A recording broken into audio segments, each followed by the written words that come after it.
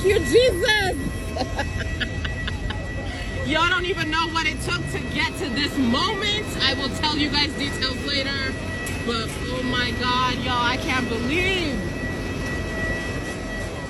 he had to touch the ground. He's in the motherland for the first time out of his whole family, all the generations since slavery that were brought to America from Africa. He's the first in his bloodline to touch the motherland right now. First in centuries since his family was stolen and brought over here. He made it home. Hello my good people, and welcome back to my channel. More and more Black Americans are packing their bags and choosing Africa, especially Kenya, as their new home. They say they're tired of police brutality, racism, and the political tension back in the USA. And under President Trump, many say they feel unsafe, unheard, and disconnected. But here in Africa, they are finding something that they have been missing for generations: peace, belonging, and a sense of spiritual home. So let's get to see the reactions, then you come back with commentary. It took years for Anne-Marie Crawford to become an American citizen after she left Jamaica, where she was born. I don't think we are really welcome there, just to work and put money in their pockets. She's lived with her family in Atlanta for nearly 30 years.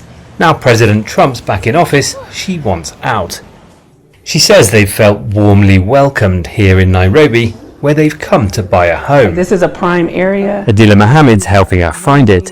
It's part of a package offered by her company, Adila's Relocation Services. She says her clients are mostly Black Americans and that she's helped about 15 families move in the last year, and that more are coming. This one will be too small. You know, in America, we're used to big.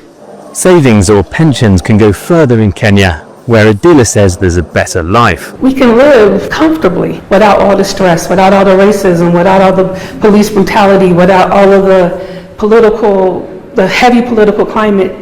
We don't need any of that. Our people just want to be at peace. Adila and her husband Lamont have told the story of their migration on YouTube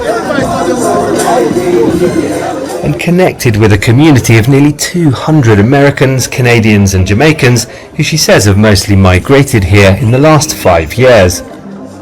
Marceau Narcisse from Chicago has just visited American friends living in Ghana and Nigeria. He says he'd prefer to move here for good roads, faster internet and the weather. It's very moderate, the temperature. It's not too far from the beach, which I do like. The history of the transatlantic slave trade has given West Africa appeal to some American migrants seeking their ancestral roots. Adila says anywhere in Africa can be home, but Nairobi's best. For many, Nairobi is the only place that lets them breathe. They say America has become a constant hustle, and no rest, no warmth, and no social life. But in Nairobi, with the modern apartments, the clean neighborhoods, the weather, it all feels like a fresh start, you know? Right now I'm in Kenya. I decided to relocate for some time. Honestly, this is one of those like crazy faith type of seasons I'm in where I've kind of left everything behind back home in the States and decided to come here to get to know myself and get to know the plans that God has for me at a deeper level without the distractions of being in a hustle culture in a Western society. It's only been like 2 weeks, and before I left, I remember that I was writing in my journal, and I usually read this book every morning called The Pivot Year by Brianna West. There's so much goodness in that book if you're in a season of pivoting, right? So much goodness in that book. And I remember I wrote down something that she had posted, and I rewrote it in a way that is kind of like an affirmation for myself. And this is what it said: I will allow my life to be more than I ever thought it could be. I will combat the limiting thoughts that have made me cling so tightly to the wounds I have outgrown. I will listen to the little calling in my heart that knows what's really true, even if my mind doesn't know how it might be possible. I know there is more available to me than I could ever imagine, and I will let myself be expanded to set an example to others just like me who are waiting on finding that courage. So you guys, I just restarted my life here in Nairobi, Kenya officially, by signing a year lease in an unfurnished apartment. If you guys have been watching, you guys know I always stay in furnished apartments because I'm usually ready to leave. But I've decided that I will not be leaving Nairobi. I will still travel from time to time, but I will not be living in Nairobi. And this will be my permanent base. And I will take you guys along the journey to designing my new place.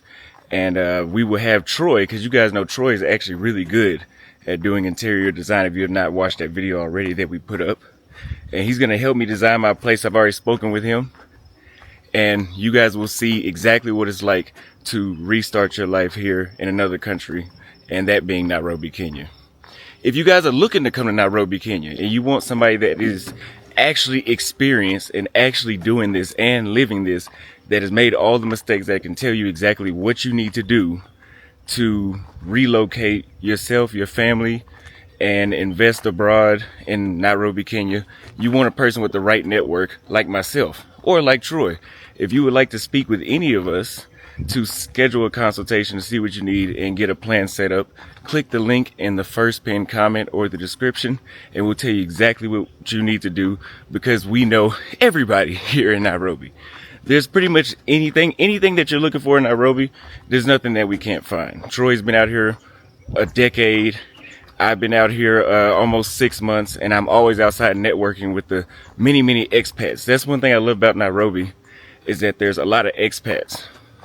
And there's a lot of people that's ready to do business, a lot of Kenyans that are here ready to do business. It's a great place to raise a family and to prosper if you're coming from America, and you can set up shop here and increase your wealth. And it's not just the lifestyle.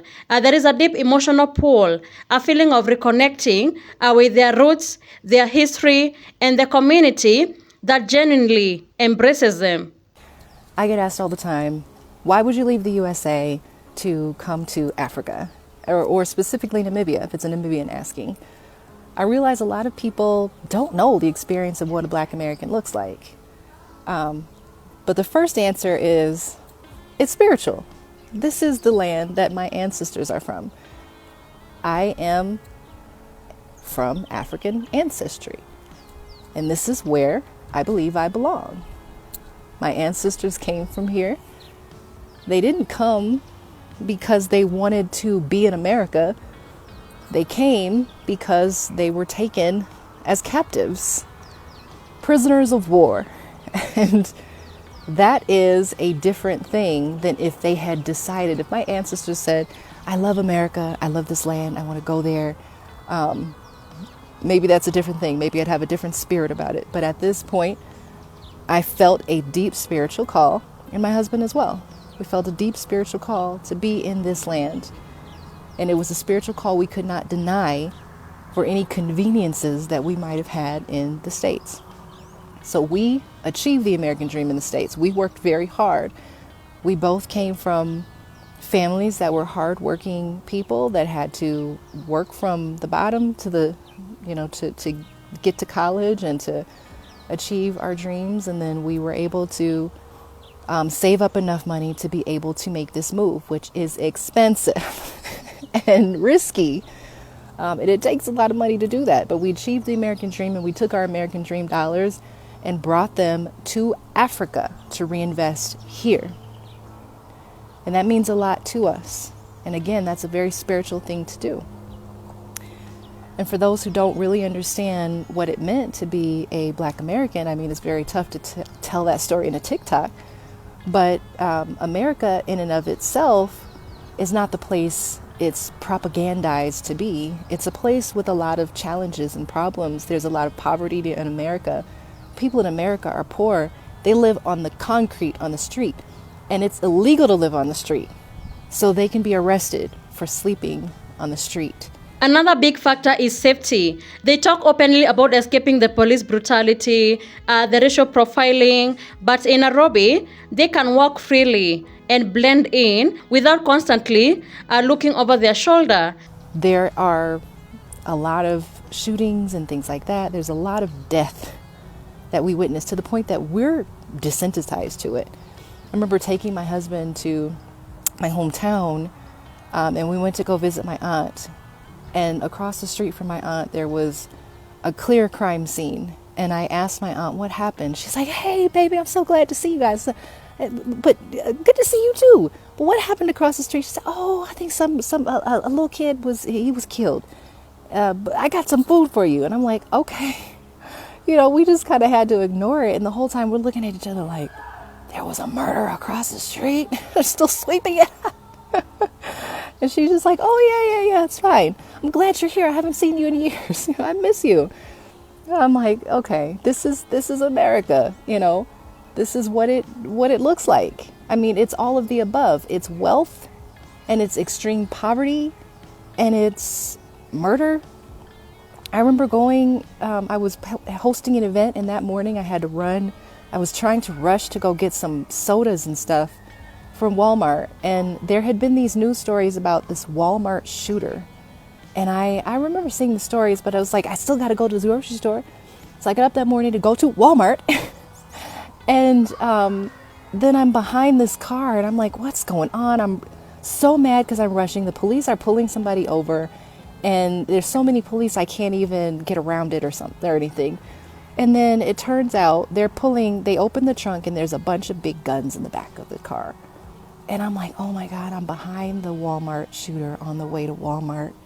We were both on the way to the same store at the same time. Oh my gosh. You know, that's life in America. That was life in Colorado, the birthplace of school shootings. You know, and again, you know, America has both of the things. It has beautiful things. It has places that are as beautiful as this, what I'm in right now. And it has places as dark as what you would think hell might look like. They literally have places named after hell in America. Rightly so, because they're dark places.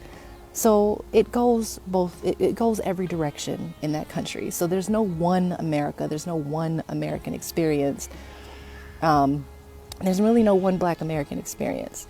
So I say all that to just say, you know, what you believe America is may not be accurate. And that is part of the reason people can't even believe why anybody would want to leave. Why would you want to leave the USA?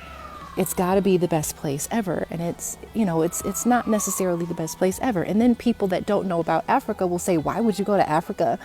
You know, it's not a great place. Like, why? It's in poverty. It's, you know, a third world country. And I'm like, Africa has many countries. And it's not a third world continent. And even the third world has some amazing features and beauty and beautiful people and culture. And being third world, which is a very old concept, just means not like what you knew, not industrialized the way you knew it. Poverty exists just like it is in America. I have fed people on the street in America. I have seen starving children in America. And so I know that it exists in both places. So, you know, I'm not trying to minimize anything. I'm just trying to remind people that haven't been to Africa that there are many, many parts of Africa. There are many, many experiences in Africa, just like in the States. So just like in the States, you can be in poverty in the United States, have very little, live in a dilapidated house. You can in Africa live in poverty in a dilapidated house and scrimp and scrounge for food. You can also be very wealthy and live in a giant house and have an abundance of everything that you'd ever want living in Africa, and for a lot cheaper than you can get it in America. Just saying, you know. So the experiences that we're talking about, you know, there's diverse experiences everywhere. So don't discount, you know, the experience of a person and what guides and leads them. I'm guided by spirit. And so my guidance is in here, and my guidance tells me this is the place I need to be. This is my home, and I'm happy to be home. Nairobi or Bangkok? Which one is your favorite now? For me, I'm choosing Nairobi for sure. Why do you say that? I'm more comfortable in Nairobi. even just based off the weather, for me personally, like the weather combined with like air quality, like in Bangkok. And I've seen the videos on YouTube. I've seen it before I went to Bangkok. Everybody talked about the pollution. Everybody talked about the climate. But when I was in the Matrix, hearing that didn't bother me. I just needed to get out the Matrix. I didn't care about that. After being there for a while, I'm like, yeah, I need to go somewhere where the climate is more suitable for me. I love 75 degrees, partly cloudy, with clean air. So that's what we have here. That's one of the main reasons why for me. You know, and not to mention, to be in the area, to be in a place where everybody looks like you, it matters.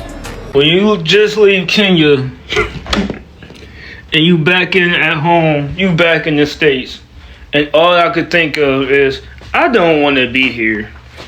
I want to go back to where I was at. I want to go back to where I feel like I belong. I don't belong here. I don't want to be here. I want to go back to Kenya. I want to go back to Kenya so bad. It's only been one day. I don't belong here. I want to go back. Somebody please send me back to Kenya. Please, please. I don't want to be here. I'm only here because I have to go to work. But I don't want to be here. That's all I could think of. I don't want to. I'm going back home. Kenya is my new home. It all feels like a fresh start. They describe the city as peaceful, affordable, and full of opportunity. So whether it's the culture, the peace, the affordability, or the spiritual connection, one thing is clear. Nairobi has become more than a city. It has become a sanctuary, a place where Black Americans, they say they finally feel at home, emotionally, culturally, and spiritually. And Nairobi isn't just a city. It is an economic powerhouse of East Africa, a true regional superpower. Businesses here are booming, tech scene is exploding, and the Kenyan shilling remains strong against the dollar. So if you set up a business in Nairobi, you benefit from the modern infrastructure, strong digital systems, and a supportive environment that helps entrepreneurs thrive. So whether you're considering to choose Nairobi as your destination, just know this is a place that you can raise your family peacefully. You can thrive in business, you know, it is safe, it is secure, and you're going to enjoy a whole lot more. So are you planning to come to Nairobi? Let us know your thoughts in the comments, and thank you so much for tuning in. Be sure to like, subscribe, and share. Have a good one. I'll see you in the next video.